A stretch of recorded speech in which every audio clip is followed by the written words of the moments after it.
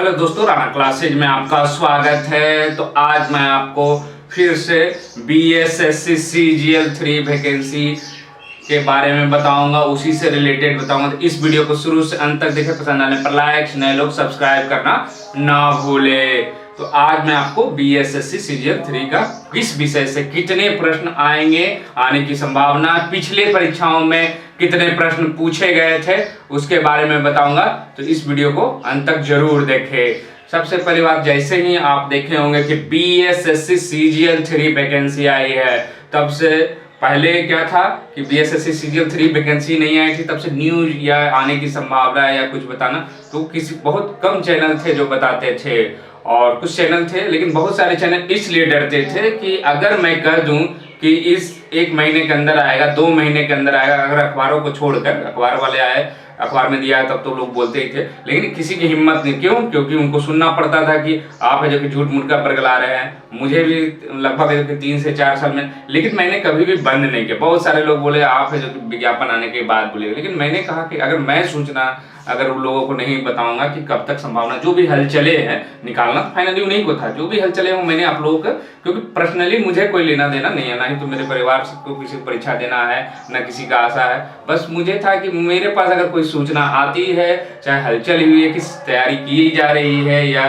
सोचा जा रहा है, उसके बारे में भी मैं आप लोगों को बता देता था। और बहुत लोगों को ये अच्छा नहीं लगता था कि ये है जो कि बोल देते हैं और वैकेंसी है जो कि नहीं, क्योंकि छोटी छोटी चीज़ों को मैंने बताया। बहुत सारे लोग जो देते थे सूचना, वो भी बंद कर दिए कि नहीं, इसमें तो मुझे गालियाँ पड़ती है, मैं नहीं दूंगा। BSSC CGL 3 को उन्होंने क्या किया, क्लोज। लेकिन मैंने कभी क्लोज नहीं किया। इसलिए नहीं किया क्योंकि उम्मीद तो थी, लेकिन ये उम्मीद नहीं थी कि 4 साल में आएगी, लेकिन था कि जब भी होगी, कुछ भी हलचल होगी, मैं आप लोगों को जब तक ये वैकेंसी नहीं है, उसके बाद जो तैयारी के तरीके हैं जो कि बताऊंगा। आने के बाद तो आप देख रहे हो कि बहुत सारे चैनल खुल गए हैं, लेकिन उन्हीं को आपको, चाहे वो हमारा ही चैनल, अगर हमारी भी बातें अच्छी नहीं, लेकिन बहुत सारी सभी को सभी चीज़ें अच्छी, तो आप मेरे पर भी समझ, क्योंकि ये मौका आपको दोबारा नहीं आएगा।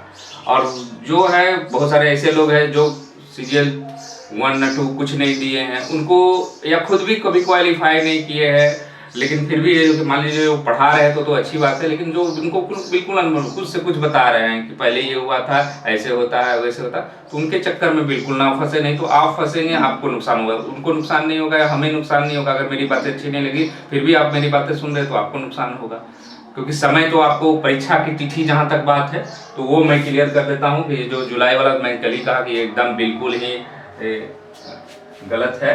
और सितंबर, मिनिमम सितंबर और नवंबर, यही 3 तिथियों की अभी भी थोड़ी बहुत जो चर्चा है वो यही है। मिनिमम सितंबर जाएगा और मैक्सिमम जो है वो आपको नवंबर जाएगा। ये 2 तिथि हैं, और इसी सितंबर को ही मानकर इसलिए चले क्योंकि नवंबर को चलेंगे तो आप पीछे हो जाएंगे और आपको मौका नहीं मिलेगा। क्योंकि यहाँ ये बिहार है, बिहार में आप अगर ये सोच रहे हैं कि मैं ले लूँगा नौकरी, आप कहीं, और तो इतनी आसान नहीं रही, क्योंकि यहाँ पर कोई सहारा नहीं है, ना फिजिकल है, ना टाइपिंग है। तो आपको फुल फ्लेज, आपकी थोड़ी सी भी लापरवाही जो कि आपको भारी पड़ सकती है। तो सब आप जानते हैं BSSC का जो पूरे 10 सब्जेक्ट को मैंने अलग किया है, और ये PT बेंच में क्या पैटर्न रहा है पूरे BSSC CGL का मैं बता रहा हूँ। पहले CGL 1 का बात बता रहा हूँ जो हमने भी दिया था। तो ये रीजनिंग की बात, ये रीजनिंग 50 क्वेश्चन थे, और ये मैं जब दिया था तो कभी बहुत ही टफ, लंबे लंबे क्वेश्चन, जिस तरह कुछ लोग इंटर लेवल में भी कर रहे थे कि जो मेंस हुई थी उसमें लंबे, तो उससे भी ज़्यादा लंबे थे और समय बर्बाद करने वाला। तो यहाँ पर सबसे टफ जो अब तक CGL की जो रीजनिंग के जो क्वेश्चन थे वो आप CGL 1 के देखें। इसलिए देखेंगे कि अगर आप शांति से धर्म बनाएंगे तो हो सकता है सारे, लेकिन उतने कम समय में, और उस तरह की परीक्षाएं जो कि पहली बार बिहार में हो रही थी कि आपको 50 रीजनिंग है जो कि दिया जा रहा था पहली बार पैटर्न में, तो बहुत सारे लोग हैं जो कि इसमें गड़बड़ा गए थे। और मैं भी अगर क्वेश्चन उसको देखा था तो लगा था कि ये तो मैं वहाँ 50 में 49 और 48 बनाता था सेट में, और इसके क्वेश्चन देखकर मुझे लगा ये तो पूरा उल्टा हो गया। तो मैंने यही कहा कि मैं जो भी बनेंगे, 20 बने, 25 बने, जो भी बने मैं पूरा बनाऊंगा, जो नहीं समझ, क्योंकि मुझे है जो कि पूरा मारना था, मेरा प्लान नहीं था, मुझे एक भी क्वेश्चन नहीं छोड़ना था। तो मैंने इसमें 50 में 50 बनाया था। ये टफेस्ट क्वेश्चन है, तो टफ क्वेश्चन के लिए भी तैयार रहना है। ये नहीं कि CGL 2 का जो PT के देख लिए, मेंस का देख लिए और फिर आप बना ही नहीं रहे, नहीं, इतना आसान पूछता है तो ये सब चक्कर में ना रहे, नहीं तो आप फंसेंगे टाइमिंग के चक्कर में। तो ये आपको रीजनिंग का 50 प्रश्न है जो कि आया था, और ये 50 सिलेबस के अनुसार भी है, आपको 50 आना। मैथ है जो कि इसमें पूरे मतलब ये जो एक तरह से कहे तो ये लगभग सिलेबस के पहली बार परीक्षा हो रही थी, जो पैटर्न दिया था लगभग आप देखिए, लेकिन उसके बाद चेंजिंग हुई है। तो ये मैथ का जो कि 25 क्वेश्चन, और वो जो मैथ का क्वेश्चन भी था वो मिला जुला कर आसान था, लेकिन बहुत आसान प्रश्न नहीं थे कि जिस तरह से CGL 2 में थे कि एक नजर देखे और फटफट है जो कि आप बना डाले, उसमें कोई समय हो सकता है। कितने छात्र ऐसे हैं जो देखे क्वेश्चन उनको कलम चलाने की जरूरत है। तो मिला जुला कर कहे कि उस लेवल में, क्योंकि बहुत सारे लोग ये कहते हैं उस समय कंपटीशन नहीं थी, आसान नहीं थी, तो उस समय के जो हालात थे, क्योंकि किताबों से पढ़ा जाता था इस तरह से, तो उतने आसान नहीं थे उस लेवल में। अगर आप अभी वो क्वेश्चन बनाएंगे तो लगेगा बहुत आसान क्वेश्चन है, और ये हर जगह होता है। इसका पुराना क्वेश्चन देखेंगे BPSC का, तो बहुत आसान, अब तो बहुत टफ आते, लेकिन उस समय जो हालात थे, वो जो भी लोग सेलेक्ट हुए हैं, नहीं तैयारी करते, तो वो उनको ये कहा जाता है। और ये बार बार कहा जाता है कि अभी जो है बहुत कंपटीशन होगा। यही बात है जो कि 5 साल बाद कहेंगे कि अभी का जो कंपटीशन है वो आसान है, ये चलता रहेगा, ये प्रक्रिया है।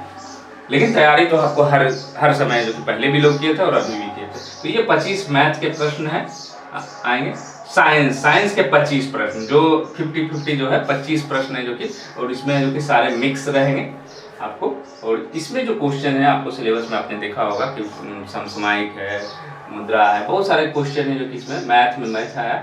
साइंस का है जो कि 25 प्रश्न, हिस्ट्री के है जो कि आपको 16 प्रश्न। तो एक चीज आपने देखा होगा कि सबसे ज्यादा जो है वो हिस्ट्री के, ये CGL 1 के PT में ही आया था, और संजोग से ये मेरे लिए फायदेमंद साबित हुआ था, क्योंकि 50 में लगभग मेरे 36 या 37 प्रश्न है जो कि उस समय के हालात से सही हो रहे थे, क्योंकि PT का ये था।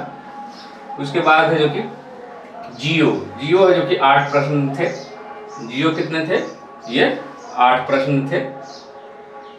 उसके बाद पॉलिटी में क्या है, पॉलिटी का संख्या देखिएगा बाद में जो कि बढ़ा है, लेकिन पॉलिटी में 2 प्रश्न, मात्र बहुत कम प्रश्न है जो कि यहाँ पर पूछा गया था। इकोनॉमिक्स से 1 प्रश्न है, इकोनॉमिक्स से क्या है 1 प्रश्न है। तो उसके बाद करंट से जो कि 9, करंट अफेयर से जो कि आया था, तो करंट अफेयर से क्या हो गया 9 प्रश्न, और बिहार स्पेशल से कितने हो गए 4, और जीके मतलब पुस्तकें लेखक आपको किस ईस्वी में संयुक्त राष्ट्र का गठन हुआ, ये सब क्वेश्चन मिसलेनियस है जो कि बहुत आता है। और ये मिसलेनियस कब बनेगा? जब आप सेट प्रैक्टिस करेंगे, जितनी आप सेट प्रैक्टिस करेंगे मिसलेनियस है जो कि बनेगा। तो ओवरऑल ये जो पहला PT का CGL 1 का देखेंगे तो एक चीज तो क्लियर हो रहा है कि आपको क्या क्या बिहार स्पेशल 4, 3, 4, 1 है। तो ये है जो कि आपको बहुत कम देखना है, इसके लिए आपको समय बर्बाद नहीं करना है। करेंट अफेयर्स देखना है, लेकिन है जो कि आपको उतनी नहीं देखना है जितना है कि बहुत ज्यादा नहीं देखना, लेकिन देखना है। आपको कब से देखना है करेंट अफेयर? तो क्योंकि सितंबर मान के चला हूँ, तो कम से कम जो है आप जुलाई 2021 से है जो कि आप जरूर है जो कि पढ़ें उसके करंट अफेयर्स को। लेकिन ऊपरी लेवल ही देखिए, बहुत ज़्यादा डीप लेवल इसमें जाने की जरूरत नहीं, लेकिन देखना तो पड़ेगा, क्योंकि आप अगर करंट अफेयर नहीं पढ़ेंगे, और मैंने कहा कि एक एक नंबर के लिए लड़ाई होगी, PT में ही लड़ाई होगी, मेंस तो बहुत दूर गई, वहाँ तो एक एक बराबर रहेंगे 400-500 एक ही नंबर पर, लेकिन PT में भी आपकी लड़ाई आसान नहीं होने वाली है। इकोनॉमिक्स में भी अगर ओवरऑल देखें तो बहुत ज़्यादा CGL के लिए ध्यान देने का, तो ये मैं इसलिए कर रहा हूँ कि ये पैटर्न जानने से आपको होगा कि किन विषयों पर है जो कि बहुत ज़्यादा फोकस पर है। कि अगर ये आप काम नहीं करते और ऐसे ही पढ़ते तो कब CGL तो नहीं निकलेगा, क्योंकि यहाँ पर है जो कि पुराने जो है, मैंने जो कि BPS दरोगा निकाला, मैंने BPSC निकाला, मैंने UPSC PT निकाला, ये सब यहाँ नहीं चलेगा, क्योंकि ये इसी के अनुसार पढ़ना पड़ेगा, तभी है जो कि CGL निकलेगी। तो आपको पॉलिटी पर बहुत ज़्यादा ध्यान नहीं देना है, ये पॉलिटी तो बन ही जाता है जनरली। ज़्यादा ध्यान किस पर देना है? रीजनिंग, मैथ और साइंस। और यहाँ पर हिस्ट्री है, हालांकि हिस्ट्री की संख्या बाद में घटी है। और एक चीज़ और, जहाँ हिस्ट्री और पॉलिटी जहाँ ज़्यादा रहता है उसका कट ऑफ है जो कि ज़्यादा जाते हैं, क्योंकि पॉलिटी लगभग जो बहुत कम क्वेश्चन होते हैं।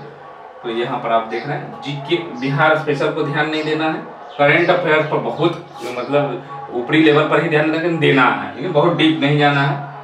ज्योग्राफी पर जो सेट प्रैक्टिस करेंगे वही काफी। साइंस के लिए जो कि आप स्पेशल मेहनत करें, इसमें साइंस, रीजनिंग और मैथ के लिए क्या होता है कि लोग जो साइंस बेस्ड है तो बनाते ही नहीं है, सोचते मेरा तो अच्छा है मैं तो सेट में ले, लेकिन नहीं बनाएंगे तो आपको कुछ छोड़ने वाला नहीं, आपके आगे कोई और पढ़ रहा है, इसको भी ध्यान रखें।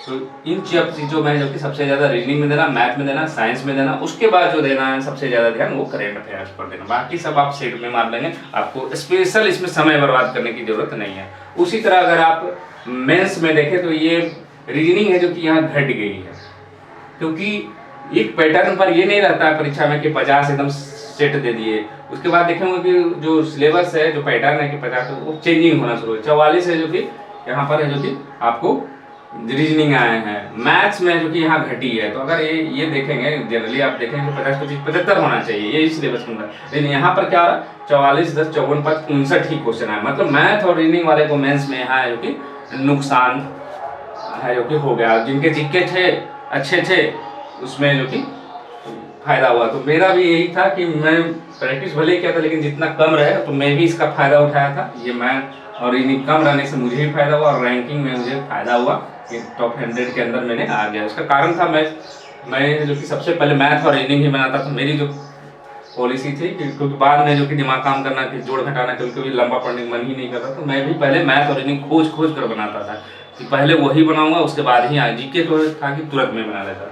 इसका फायदा मैंने उठा, सिर्फ 75 के बजाय कितने हुए 59। फायदा क्या हुआ, साइंस ये बढ़ गए क्वेश्चन 30 प्रश्न, और साइंस के प्रश्न जो होते थे वो आसान होते थे। जो मतलब जितने आप प्रैक्टिस सेट में लगे हैं प्रैक्टिस करेंगे, कोई डीप जाने की जरूरत नहीं, वो सही होंगे। तो इस तरह हिस्ट्री है जो कि यहाँ पर कम आया था, 6 प्रश्न ही है। जियो यहाँ पर ज्यादा, जियो का ये भी सिर्फ प्रैक्टिस से ही था। पॉलिटी की फिर संख्या कम, इकोनॉमिक्स में भी ज़्यादा ध्यान देने की जरूरत नहीं थी। मैंने स्पेशल इकोनॉमिक्स के लिए कुछ भी नहीं किया था, बस जो प्रैक्टिस सेट था वही।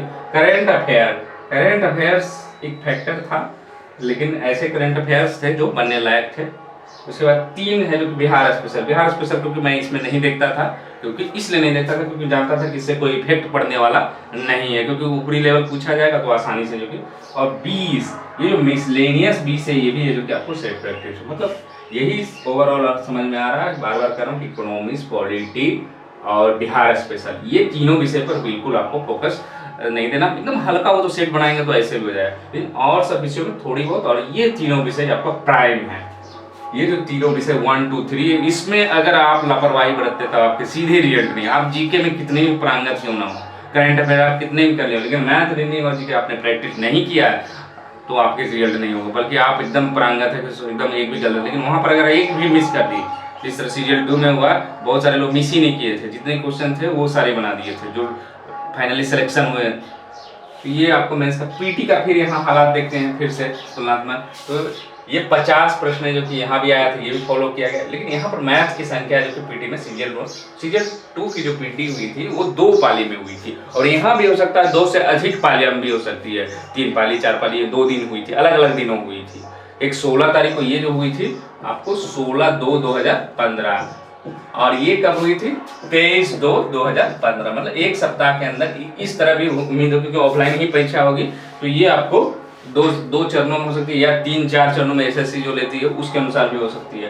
तो यहाँ पर आप PT1 की बात करें तो 50 क्वेश्चन जो कि रीजनिंग ये फॉलो किया था सिलेबस का। मैथ है जो कि यहाँ पर बढ़ गया था, जिनको फायदा हुआ, जिनका मैथ अच्छा था उनको जरूर फायदा मिलेगा। साइंस है जो कि यहाँ संख्या जो काफी कम गई, सबसे कम अगर कहें तो साइंस जो है यहीं पर है जो कि आया है 16 प्रश्न, तो फिर भी है जो कि साइंस देखने। हिस्ट्री यहाँ पर थोड़ी सी बड़ी है, जियो यहाँ भी कम है 7 है, पॉलिटी यहाँ थोड़ा बड़ा है सबसे। उसके बाद है जो कि इकोनॉमिक्स 6 है, 9 करंट पर 3 बिहार से, और जीके ये। तो फिर यही इसमें उभर के आ रहा कि यही तीनों है जो कि प्राइम सब्जेक्ट है, रीजनिंग, मैथ और साइंस जो 1 2 3। उसके बाद है जो कि आपको थोड़े बहुत देखने हैं। जीके जो है इसके लिए कोई स्पेशल नहीं, ये तो आपको जितना प्रैक्टिस करेंगे उसी से आएगा। उसी तरह अब आते हैं जो 23 की जो परीक्षाएं हुई है पीटी की, तो उसमें 51 है, एक बढ़ गई है रीजनिंग, एक 29 है जो कि मैथ। यहाँ भी आप अगर देखेंगे ना तो यहाँ पर बढ़ गया 80 प्रश्न है जो कि हो गए हैं। कितने प्रश्न हो गए हैं 80 प्रश्न हो गए। तो मैथ और रीजनिंग वाले को इस यहाँ भी 80 है, यहाँ भी 80 है, इक्विवेलेंट लगभग एक, क्योंकि पीटी थी तो मिलाकर ही देना, तो यहाँ भी वही 80 है। 16 यहाँ था आपको साइंस, तो यहाँ 17 कर दिया गया। 10 यहाँ डिफेंस हो गया, हिस्ट्री है जो कि 10 हो गई, 6 हो गई, 7 है जो कि जियो हो गई, 8 हो गई। पॉलिटी में यहाँ अंतर आया है, तो क्यों? क्योंकि सेकंड शिफ्ट वाले को पॉलिटी, मैंने कहा था जहाँ पॉलिटी रहती है वहाँ कट ऑफ जो कि बढ़े जाता है। तो क्योंकि नॉर्मलाइज, जब भी 2 सीटिंग में परीक्षाएं तो नॉर्मलाइजेशन होती है और कट ऑफ निकाल, जैसे बिहार दरोगा भी होती है, उसी तरह यहाँ भी जो कि डिफरेंस आया। तो ये थोड़े बहुत है जो कि नॉर्मलाइजेशन के कारण सेकेंड सीटिंग वाले को फायदा हुआ। उसके बाद यहाँ पर इकोनॉमी से जो कि 6 ये टफ ही माना जाएगा, तो इकोनॉमी जब भी रहती टफ ही माना जाता है। तो 2 प्रश्न जो कि मात्र थे। करंट अफेयर 9 यहाँ 7, इक्विवेलेंट 3 4 और 11 11 जीके, मतलब ये बराबर थे। लेकिन यहाँ पर जो कि सेकंड जो 23 तारीख हुई, तो उसमें लोगों को फायदा, उसके कारण कट ऑफ बढ़ गया था। 120-25 वाले भी जनरल में कंफर्म नहीं थे, हुआ किसी का 122 आ रहा तो उनका नहीं, और किसी का 120 पर हो गया जनरल में। इस तरह के नॉर्मलाइजेशन प्रोसेस में किसी का सेम कट ऑफ नहीं आया, क्योंकि अलग अलग किसी का 125 पर भी नहीं हुआ, ऐसा भी सुनने में आया था। तो ये आपको पैटर्न रहा। अब मेंस की बात करें, मेंस एग्जाम की, यहाँ पर है जो कि रीजनिंग है जो कि कम गई है। ये CGL 2 की मेंस की है, और ये सबसे आसान प्रश्न माना जाता है अब तक का, कि अभी तक जो CGL हुई है इसमें सबसे आसान प्रश्न माना जाता है मेंस को। और यहाँ पर है जो कि जो टॉपर्स के मार्क्स थे, जो 1 रैंक थे, नाम मुझे याद नहीं है, उनके 141 मार्क्स थे। और इस पर बहुत सारे लोग कहते हैं कि अच्छे से एग्जाम नहीं हुआ, ये तो गलत है। जो भी मेरे सामने आए, पर 10 हो 13 हो, जो भी हुआ, बाकी कोई होंगे उससे हमको लेना देना, वो सही है गलत ये नहीं कर सकता, लेकिन इतनी तो तय जो भी मुझे नजर आया वो सब फेयर वाले हैं, पहले से ऑलरेडी जॉब में थे, जितने भी थे ऑलरेडी जॉब में थे, और सब 5 रैंकर भी जॉब में थे। जो भी मैं आपको मिलवाऊँ 13 रैंक हो वो ही। तो यहाँ पर क्या है कि 43 यहाँ रीजनिंग से, मैथ्स यहाँ का पर घटा है, तो 43 10 60 ही प्रश्न है। PT में यहाँ 80 पूछे जा रहा है, तो यहाँ पर 60 ही हो रहा है। तो यहाँ फायदा किसको होगा? जो साइंस है जिनकी अच्छी, यहाँ पर किनका रिजल्ट हुआ, जिनकी थोड़ी साइंस वीक है, वो फंस गए। 128 मार्क लाए हैं मेंस में, लेकिन रिजल्ट से बाहर आ रहे हैं। वो क्या कर रहे हैं कि फेयर सिलेक्शन नहीं हुआ। आप 132 क्यों नहीं लाए? आपको कोई तो मना नहीं कर नहीं रहा था, जिनको लाना था वो ले आए सीटों के अनुसार। तो यही है, आपको कोई मौका आप अपने से तय नहीं कर सकते कि मेरा कट ऑफ यही होगा। मेरे साथ ही एक थे, वो उनका था 10,000 रैंक हैंडीकैप्ड में, तो उनका सिलेक्शन, लेकिन यहाँ पर बोले 123 भी लाया तो मुझे सचिवालय सहायक नहीं मिली हैंडीकैप्ड में। तो ये हालात रहते हैं। उसके बाद यहाँ पर हिस्ट्री की संख्या घट गई है, जियो की संख्या यहाँ लगभग इक्विवेलेंट है, 8-10 ही है। पॉलिटी है जो कि यहाँ बढ़ गई, तो पॉलिटी फिर यहाँ ये भी आसान होगी, पॉलिटी हो गई तो यहाँ भी आसान। फिर 2 प्रश्न है इकोनॉमिक्स, करेंट है जो कि यहाँ पर बहुत बड़ा फैक्टर था। करेंट जिन्होंने पढ़ा था उनके लिए फायदा हुआ, जो नहीं पढ़े थे, जो ध्यान नहीं दिए थे, उनको करेंट ही नहीं डुबाया।